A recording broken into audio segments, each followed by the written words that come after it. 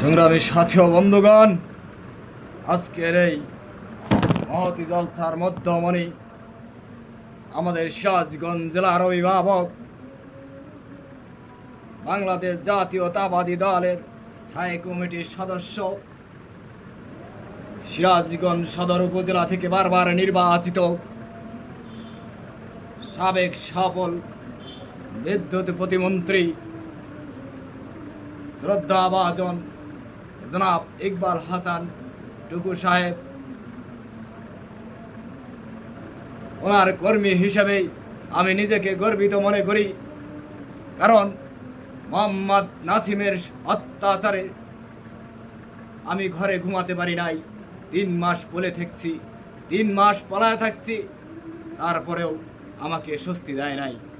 শুধু এখানেই শেষ না, 3 মাস পরে আমি ঈদ করার জন্য বাড়িতে আসছি।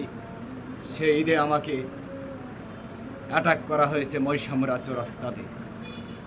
অতএব সংগ্রামী সাথী ও বন্ধুগণ, 18টি বৎসর নির্যাতন সহ্য করেছি, আর নয়, এবার নেব প্রতিশোধ, এইবার নেব প্রতিশোধ।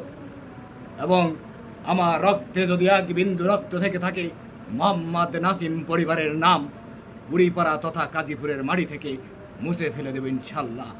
আপনারা আমার সাথে থাকবেন এবং সহযোগিতা করবেন, এই আশাবাদ ব্যক্ত করে আমি আমার সংক্ষিপ্ত কথা এখানে শেষ করছি। বাংলাদেশ জিন্দাবাদ, বেগম খালেদা জিয়া জিন্দাবাদ, আগামীর রাষ্ট্রনায়ক, আগামীর প্রধানমন্ত্রী তারেক রহমান জিন্দাবাদ। আল্লাহ হাফেজ।